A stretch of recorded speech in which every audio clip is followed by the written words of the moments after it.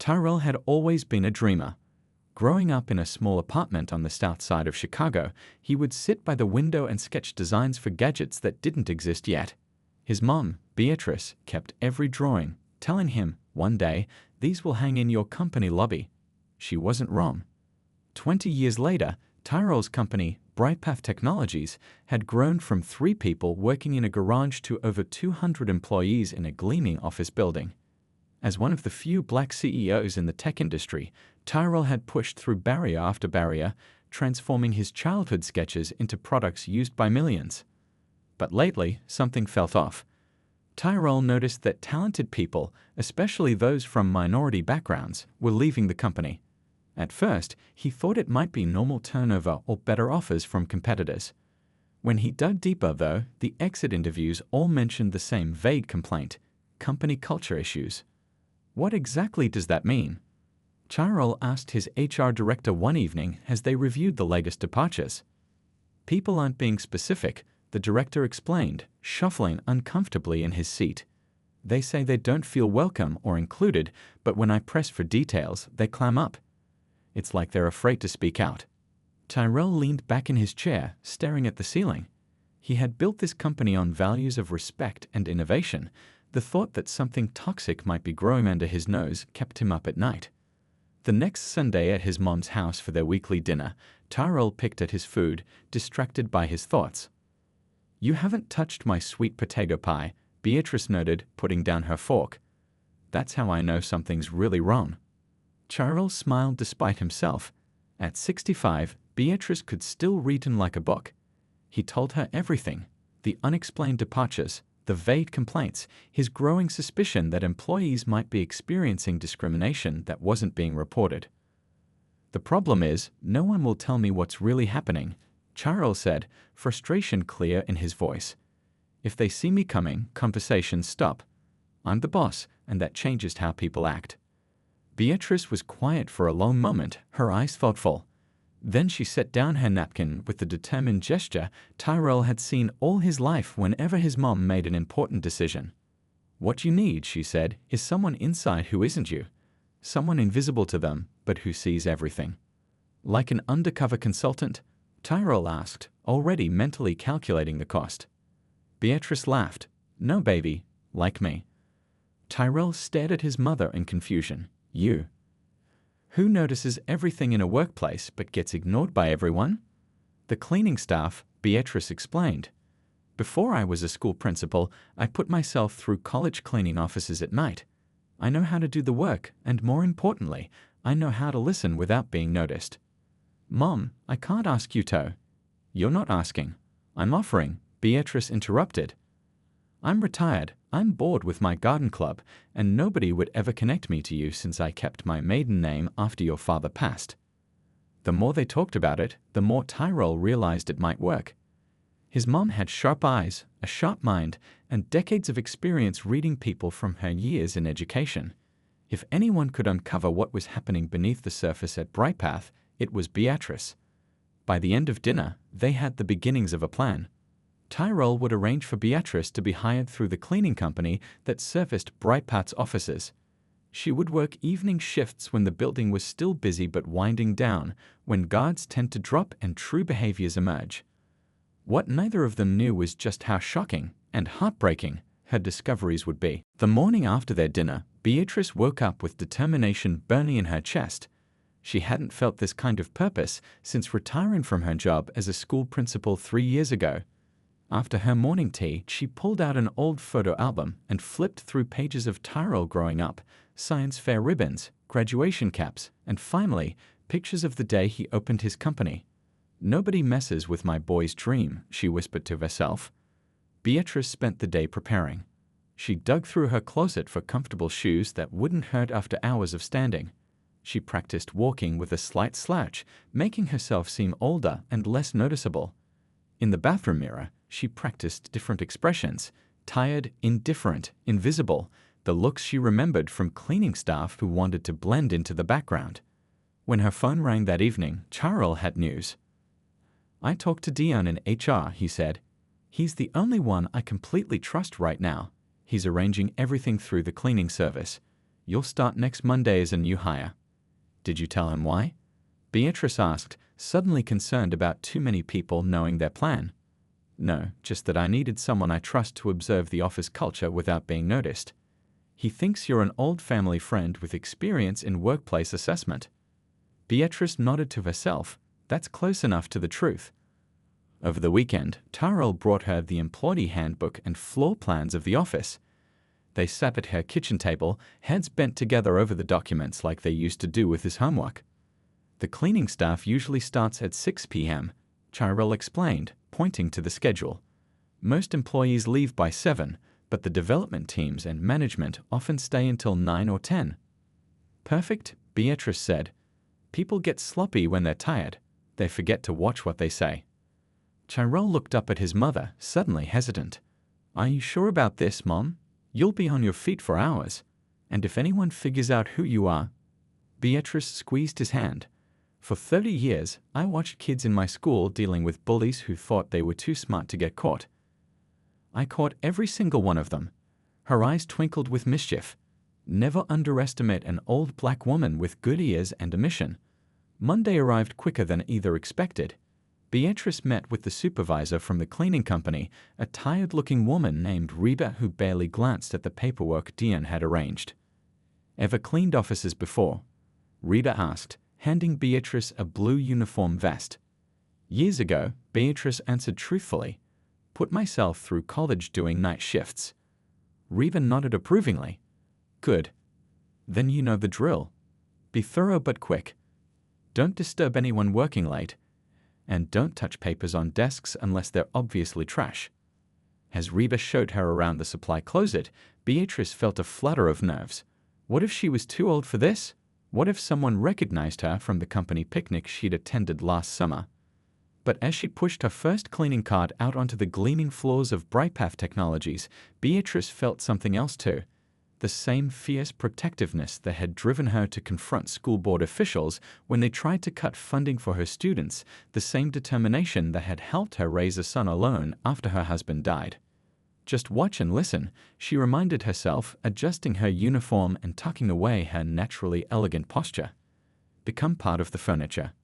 With a deep breath, Beatrice began her first evening as the invisible observer in her son's company, completely unaware of the shocking truths she was about to uncover. Beatrice's first night as a cleaner at Brightpath Technologies was harder than she expected. Her back ached from bending to empty trash cans, and her feet throbbed inside her sensible shoes. By midnight, when she finally got home and sank into a hot bath, she wondered if she was too old for this adventure. One day down, she told her reflection in the bathroom mirror. 4 more to go this week. But despite the physical challenges, Beatrice had to admit the plan was working. Wearing the blue uniform vest with Ms. B on the nameplate, her own suggestion to keep things simple, she had become practically invisible. Employees barely glanced up when she entered their offices, continuing their conversations as if she weren't there. On her second evening, Beatrice started in the executive suite, carefully dusting around the expensive art pieces and polishing the conference table. The floor was empty except for one office at the end of the hall, where a light still burned. As she approached with her cart, she recognized Feud, the chief financial officer, talking on the phone. "Yes, I'll have the reports ready for Tyrell's meeting tomorrow," Feud was saying, her voice professional and direct. Beatrice smiled to herself. At least someone used her son's name with respect. The real discoveries began on her third night. As she cleaned the main floor where most of the development teams worked, Beatrice noticed a distinct pattern. The office layout was open plan with clusters of desks, but somehow all the black and brown employees ended up seated together in the back corner, farthest from the windows and the boss's office. Coincidence? She wondered, making a mental note. Around 8 p.m., as Beatrice wiped down the break room counters, a group of 5 employees came in for coffee. They'd barely acknowledged her presence. "Did you see the email about the diversity initiative?" one man asked, rolling his eyes as he reached for a mug. Another one, a woman in an expensive blazer, groaned. "I swear, ever since the boss hired that new HR director, it's all diversity this and inclusion that." "Well, what do you expect?" Another man laughed. "They're cut from the same cloth." The conversation shifted to complaints about an upcoming training session, with snide remarks about wasting time and checking boxes. Beatrice kept her head down, methodically wiping surfaces, but her ears caught every word. Later that night, in a quiet hallway, she encountered a young woman working alone, obviously stressed. "Sorry about the mess," the woman said, actually looking at Beatrice directly. "I've been here since 7 a.m. trying to finish this project." "No problem, honey," Beatrice replied with a warm smile, emptying the trash bin. "Don't work too hard now." The woman sighed. "I have to. I'm the only one on my team who gets every little task scrutinized. One mistake, and..." She trailed off, shaking her head. Beatrice paused. "Sounds tough." "It is what it is," the woman shrugged, turning back to her computer. By the end of her first week, Beatrice had developed a routine and a reputation among the other cleaning staff as a thorough worker who minded her own business. She'd also started carrying a small notebook tucked into her pocket where she jotted down observations during her breaks in the supply closet. On Sunday, when Tyrell came for dinner, she shared what she'd seen so far. "It's subtle," she explained, stirring her tea. "Not everyone is outright disrespectful, but there's definitely something off about how certain teams are structured." Tyrell frowned. "That's not enough to take action on. I need specifics. Who, what, when." "Give me more time," Beatrice said confidently. "I'm just getting started. People don't show their true colors in the first week. They're still on guard around the new person, even if that person is just a cleaner." She reached across the table and patted her son's hand. "I raised you to be patient when fishing. You gotta let the fish get comfortable before they bite." Tyrell nodded, that the worry lines around his eyes didn't ease. "Just be careful, Mom. Some of these people have been with me since the beginning." "I still can't believe that." "Sometimes the people closest to you are hiding the most," Beatrice said softly. "Give me 2 more weeks, then we'll know for sure." By her second week as a cleaner at Brightpath, Beatrice had settled into an effective routine. She'd figured out which floors had the most after-hours activity and adjusted her cleaning schedule to be in those areas when conversations were flowing freely. Her fellow cleaners had accepted her as one of their own, sharing break room gossip and warnings about which executives were the messiest. "Watch out for the 10th floor," warned May, a cleaner who'd been with the company for 5 years. "Those guys in sales stay late drinking coffee and leave stains everywhere. And they never say thank you." Beatrice nodded. "I've noticed some departments seem friendlier than others." May lowered her voice. "The tech teams on 7 are okay, but avoid 9 after 8 p.m. That's when the big shots have their unofficial meetings in the corner conference room. They get loud and leave the room a mess." That very night, Beatrice made sure to schedule floor 9 into her rotation around 8:30 p.m. As she pushed her cart down the hallway, she could hear laughter coming from the corner conference room, the door slightly ajar. She began methodically cleaning nearby offices, working her way closer. "And then he said we need more diverse perspectives in leadership," a deep voice mocked. "As if we don't have enough of that already." More laughter followed. "Did you see that email about the community outreach program?" "Another one of his pet projects," said another voice. "Well, you know how they are, always wanting to help their people." Beatrice's hand tightened around her dusting cloth. The contempt in the man's voice was unmistakable. She edged closer to the conference room, pretending to wipe down a nearby water cooler. Through the crack in the door, she could see 5 men, all senior managers according to their office nameplates she'd memorized while cleaning. The one speaking was Raj, the VP of Product Development. Next to him sat Wilson, head of sales. "You know what's funny?" Wilson said, swirling ice in his glass. "He thinks we actually respect his decisions. Did you see him trying to sound technical in the board meeting yesterday?" Raj laughed. "I just nod and then do things my way after he leaves the room. Works every time." Speaking of which, another man chimed in, "What are we doing about that promotion for the team lead position in engineering?" "Oh, you mean the one Lewis's kid is perfect for?" Wilson asked. "Yeah, but there's that other candidate. What's her name?" "The one with the braids who's always got those fancy reports." "Zora," someone supplied. "Yeah, she's qualified on paper, but come on. Do we really need another diversity hire in management? The boss might push for it." "Don't worry," Raj said confidently. I've already told HR we need someone with leadership presence. They know what that means. The group laughed again. Beatrice felt sick to her stomach. Her hands trembled slightly as she moved away, pushing her cart down the hall. She couldn't bear to hear more, but she'd heard enough. This wasn't just casual insensitivity. This was deliberate undermining of her son and systematic blocking of opportunities for people of color. In the restroom, she locked herself in a stall and pulled out her notebook, writing down every name, every quote while they were fresh in her mind. Dates, times, exactly who said what. She recorded it all with the precision of a court reporter. Later that night, as she emptied trash cans near the engineering department, she spotted a young black woman working late, presumably Zora, the one they discussed. The woman looked focused and determined, completely unaware that her hard work was being deliberately overlooked. Beatrice felt a surge of maternal protectiveness, not just for her son, but for this young woman who reminded her of herself decades ago. On her drive home, Beatrice's mind raced. What she discovered was worse than either she or Tyrell had imagined. These weren't isolated incidents, but a pattern of behavior among senior leadership, people her son trusted to help run his company. People who smiled to his face while mocking him behind his back. She pulled into her driveway just after midnight, bone-tired but too wired to sleep. Instead of calling Tyrell immediately, she made herself a cup of chamomile tea and organized her notes. She needed more evidence, more specifics, more proof that couldn't be explained away. 2 more days, she whispered to herself. Then I'll have enough to show him exactly what's happening in his company. Beatrice arrived early for her shift on Thursday, her 3rd week undercover. The weight of what she'd discovered was taking its toll. She'd lost sleep, her appetite had diminished, and a constant knot of anxiety had settled in her stomach. Still, she pushed forward. One more night of evidence gathering, she told herself, and then she would talk to Tyrell. As she collected her cleaning supplies, Rita the supervisor stopped her. "You okay, B? You look tired."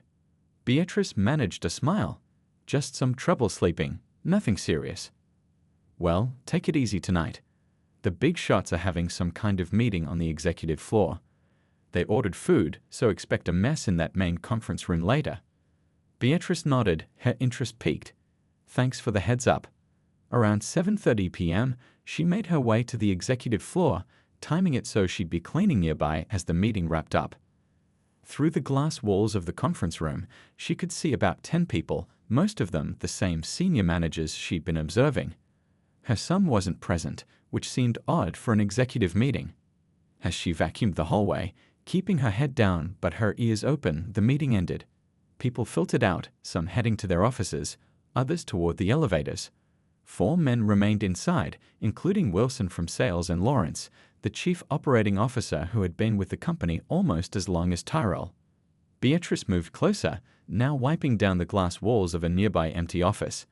The conference room door was partially open, and their voices carried clearly. "So we're agreed on the new project leaders." Lawrence was saying, shuffling some papers. "We keep Tyrell focused on the public relations angle while we handle the actual rollout." "Perfect," Wilson nodded. "He's good with the cameras anyway. Let him do the press conferences and shake hands with investors." Lawrence lowered his voice, but not enough. "The board just wants results. They don't care who's really running things as long as the numbers look good." "And our bonus structure stays as discussed?" asked a third man. "Absolutely. Tyrell won't even see those numbers. Finance reports directly to me now, remember?" Beatrice's blood ran cold. This wasn't just disrespect or casual racism. They were actively working to undermine her son's authority and possibly diverting company money to themselves. She forced herself to keep cleaning, to maintain her cover, even as rage built inside her. As she moved to another office, she heard Lawrence continue, speaking of Tyrell. "Has he mentioned that community scholarship program again?" "Yeah, he's still pushing it," Wilson sighed. "I told him we need to focus on core business right now, not charity cases from the hood." The casual cruelty of the statement made Beatrice's hand pause mid-wipe. She knew how much that scholarship program meant to her son. It was modeled after the very one that had helped him attend college. "What about Zora's promotion?" asked the youngest executive, a man Beatrice hadn't seen before. "Already handled," Lawrence replied smugly. Told her she needs another year of experience. Meanwhile, we'll have Gray take the position. He's a team player. Won't Tyrell question that? He seems to like her work. He'll back off once I show him the performance reviews we prepared. Besides, he trusts us. That's his biggest weakness. Those final words hit Beatrice like a physical blow. She'd heard enough. More than enough. Her hand slipped to her pocket where her phone sat with a direct line to her son. This couldn't wait until Sunday dinner or even until tomorrow. What these men were planning wasn't just discrimination, it was outright fraud and betrayal. She slipped into the empty lady's room and locked herself in a stall. With shaking fingers, she pulled out her phone and typed a message, "Need to see you tonight. Emergency. Your office. 10 p.m. Then she took a deep breath and returned to her cart. She had one more task to complete before meeting Tyrell, gathering her notebook and all her evidence from her locker. The time for watching and waiting was over. At 9:45 p.m., Beatrice slipped into the elevator with her cleaning cart one last time. She had changed out of her uniform into the regular clothes she kept in her locker, a simple blouse and slacks. Her notebook was tucked safely in her purse along with her phone, which had recorded several damning conversations over the past few days. When she reached the top floor, the hallway was quiet. Most of the offices were dark except for Tyrell's at the end of the corridor, where a soft light glowed.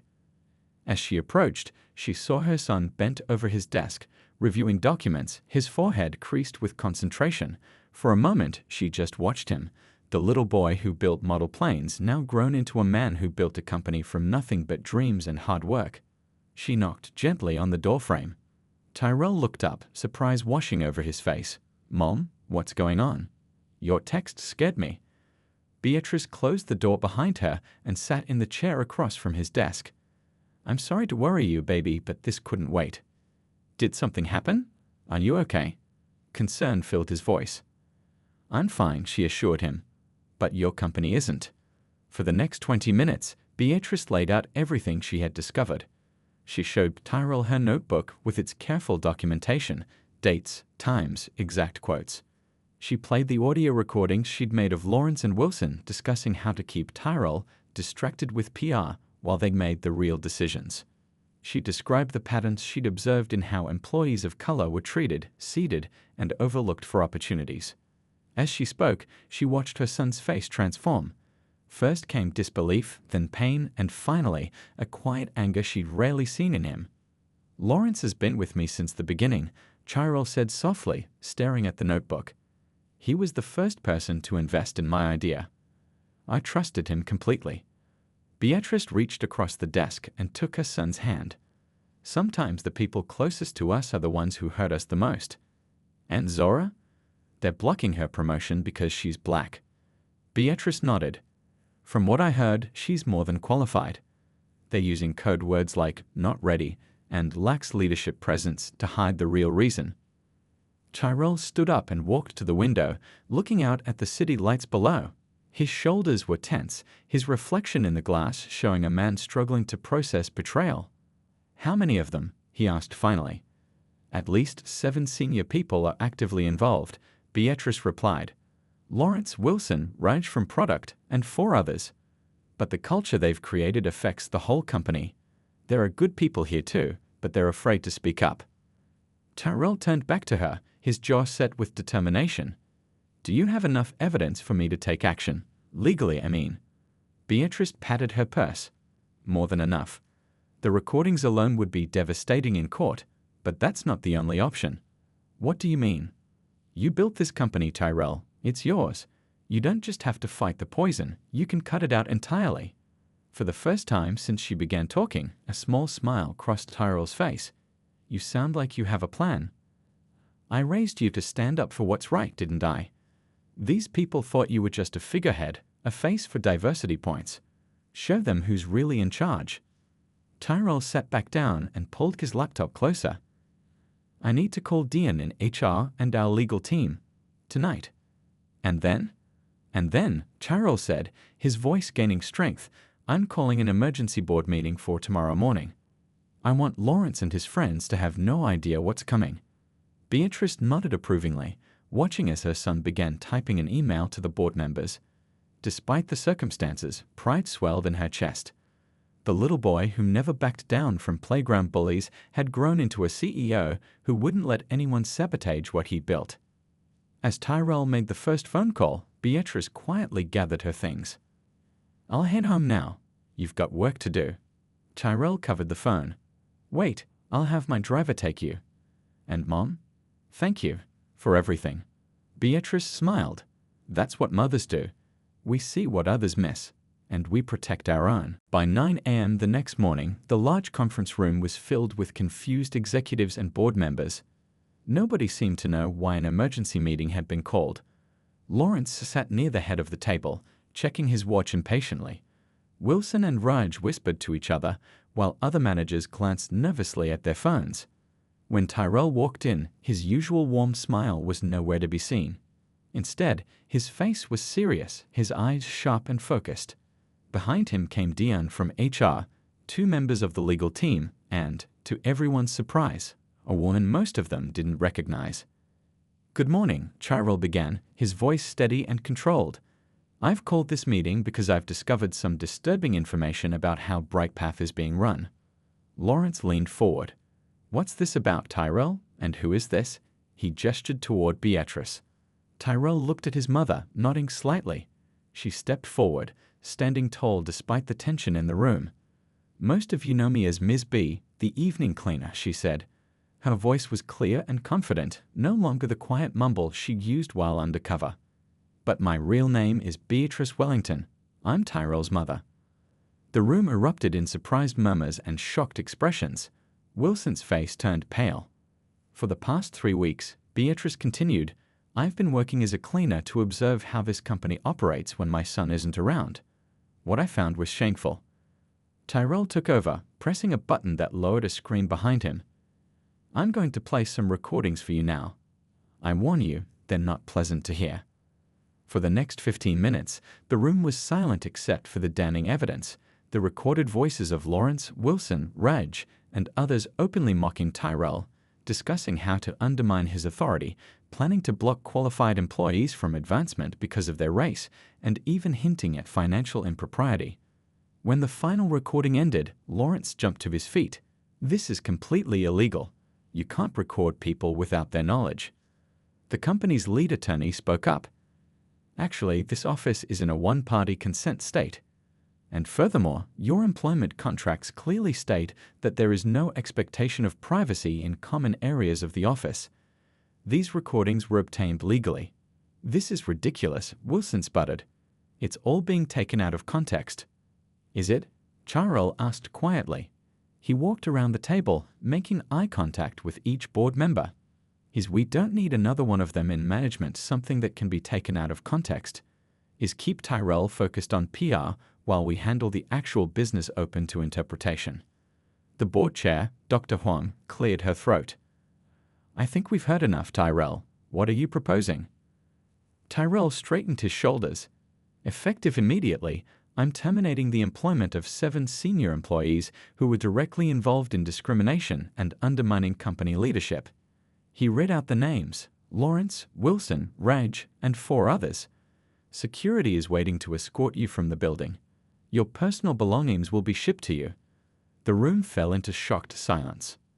"Additionally," Tyrell continued, "I'm announcing a complete restructuring of our management team. Zora Thompson will be promoted to head of engineering, effective today, and we will be implementing a thorough review of all promotion decisions made in the past 2 years." Lawrence stood up, his face red with anger. "You can't do this. The board won't stand for it." Dr. Huang spoke firmly. "The board fully supports these actions, Lawrence. We reviewed the evidence last night in an emergency session. Your behavior has put this company at serious legal risk, not to mention violated everything we stand for." As security personnel entered the room, Tyrell made one final announcement. "I'd also like to introduce the newest member of our executive team. My mother, Beatrice Wellington, will be joining BrightPath as our first Chief Culture Officer, responsible for ensuring our company truly lives up to its name and its values." He looked at his mother with pride and then addressed the remaining employees. BrightPath was founded on the idea that innovation comes from diversity of thought and experience. Starting today, we're going to make sure that's more than just words on our website." As the disgraced executives were escorted out, Beatrice stood beside her son, her hand on his shoulder. The path ahead wouldn't be easy, but at least now it would be honest.